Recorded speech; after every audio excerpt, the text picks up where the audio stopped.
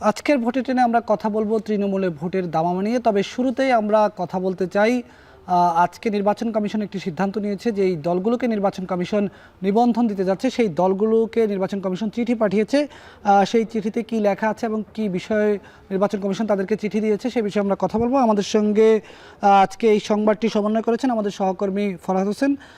ফরহাদ, আপনার কাছে একটু জানতে চাই যে এনসিপি এবং জাতীয় লীগ এই দুটো দলকে নির্বাচন কমিশন এরই মধ্যে সিদ্ধান্ত নিয়েছে তাদেরকে নিবন্ধন দেওয়া হবে।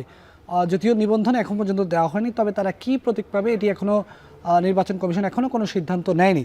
নির্বাচন কমিশনের পক্ষ থেকে শাপলা নিয়ে যে টানাপোড়েন সেটি এখনও শেষ হয়নি। এরই মধ্যে আজকে আমরা দেখেছি নির্বাচন কমিশন তাদেরকে একটি চিঠি দিয়েছে প্রতীকের বিষয়। সেই চিঠিতে কি বলা আছে? আমরা সেখানে দেখেছি যে 50টি প্রতীক সেখানে রয়েছে এবং এই 50টি প্রতীকের মধ্যে তাদেরকে বলা হয়েছে যে এখান থেকে যে কোনো একটি প্রতীক তাদেরকে বাছাই করে নিতে হবে।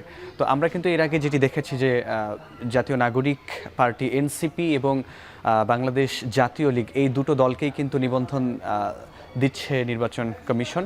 কিন্তু আমরা দেখেছি যে নির্বাচন কমিশনের কাছে শাপলা প্রতীক চেয়ে এর আগে কিন্তু আবেদন করেছিল এনসিপি।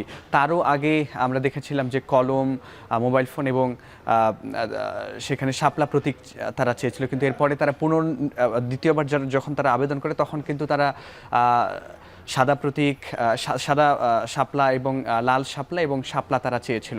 কিন্তু এনসিপি কে বলে দেওয়া হয়েছে যে এই প্রতীকটি দেওয়া সম্ভব নয় নানা কারণে, এবং তারা যদিও ব্যাখ্যা দেয়নি। আমরা এরপরে দেখেছি যে এনসিপি কিন্তু বলেছে যে নির্বাচন কমিশন যদি ব্যাখ্যা দিতে না পারে তাহলে তাদেরকে পদত্যাগ করতে হবে। আমরা আজকে যেই বিষয়টি দেখলাম যে আজকে কিন্তু 50টি প্রতীক দেওয়া হয়েছে, যে 50টি প্রতীকের মধ্য থেকে তাদেরকে যে কোনো একটি প্রতীক বাছাই করে নিতে হবে। সেখানে আমরা দেখেছি যে সেখানে শাপলা প্রতীক নেই। তবে এর আগে তারা যে মোবাইল ফোন চেয়েছিল, কলম চেয়েছিল, সেই প্রতীকগুলো কিন্তু আমরা দেখেছি সেখানে আছে। এছাড়া যেই স্থানীয় নির্বাচনে যে প্রতীকগুলো সাধারণত থাকে সেই প্রতীকগুলো কিন্তু এখানে রয়েছে। কি ধরনের প্রতীক ছিল সেখানে? আমরা দেখেছি যে সেখানে রয়েছে আলমিরা প্রতীক রয়েছে, সেখানে মোবাইল ফোন রয়েছে, সেখানে আমরা খাট প্রতীক রয়েছে, সেখানে আরও এই সংক্রান্ত এরকম অনেকগুলো প্রতীকই 50টি কিন্তু রয়েছে। আচ্ছা, এর বাইরে ফরাদ আপনার কাছে একটু জানতে চাই নৌকা প্রতীকের বিষয়। নৌকা প্রতীকের যেটি বলছিলেন যে নৌকা প্রতীকটা নির্বাচন কমিশন স্থগিত করে রেখেছে, সেই তালিকা কি আছে নৌকা প্রতীকের? না, নৌকা প্রতীক কিন্তু স্থগিত করা হয়েছে, সেইটি কিন্তু এখানে নেই। এই 50টির মধ্যে নেই, কিন্তু 115টির মধ্যে আছে। না, সেখানেও কিন্তু নেই। সেখানে আমরা দেখেছি যে নতুন করে সেখানে এর আগে যেহেতু জামায়াত ইসলামীর নিবন্ধন স্থগিত ছিল, তারা যখন নিবন্ধন ফিরে পেয়েছে তাদের সে দাঁড়িপাল্লা প্রতীকটি আছে।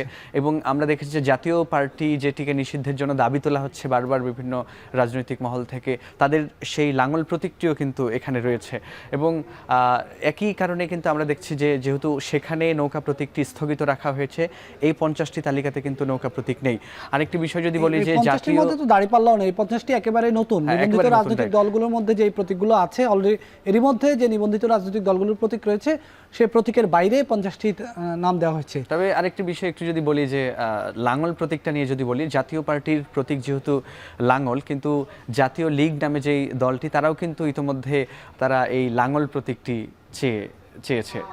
অর্থাৎ লাঙল প্রতীক নিয়ে নতুন করে একটি টানাপোড়েন শুরু হতে পারে নির্বাচন কমিশন। জাতীয় লীগ তারা বলছে তারা এর আগে 1969 সালে এই দলটি প্রতিষ্ঠিত হয়েছে। আমরা যেটি নথি ঘেটে দেখলাম, তারা একবার নির্বাচন করে হেরেছিল, আরেকবার নির্বাচন করার পর তারা লাঙল প্রতীক নিয়ে তারা সংসদ সদস্য পদে নির্বাচিত হয়েছিল। পরে এই প্রতীকটি যে কোনো কারণে বলা হয়, নানা ধরনের কথা আছে রাজনীতির মাঠে, যে তখন যে এই দলটির যিনি প্রতিষ্ঠাতা ছিলেন আতাউর রহমান, তিনি সাবেক রাষ্ট্রপতি হুসাইন মোহাম্মদ এরশাদের সঙ্গে এক ধরনের সমঝোতা করে লাঙল প্রতীকটি এরশাদের হাতে তুলে দিয়েছেন বা এরশাদ সেই প্রতীকটি নিয়ে নিয়েছে, এই ধরনের একটি কথা আছে রাজনীতির মাঠে। তবে শেষ পর্যন্ত লাঙল প্রতীক নিয়ে কোনো ধরনের নতুন কোনো টানাপোড়েন হয় কিনা সেটি আমরা জানবো। আরেকটি প্রশ্ন আপনার কাছে রাখতে চাই, সেটি শেষ প্রশ্ন। সেটি হচ্ছে, আমরা প্রত্যেক দিনই ভোটের টেনে দেখানোর চেষ্টা করি যে জাতীয় রাজনীতিতে আজকে নির্বাচন নিয়ে কি বক্তব্য এসেছে।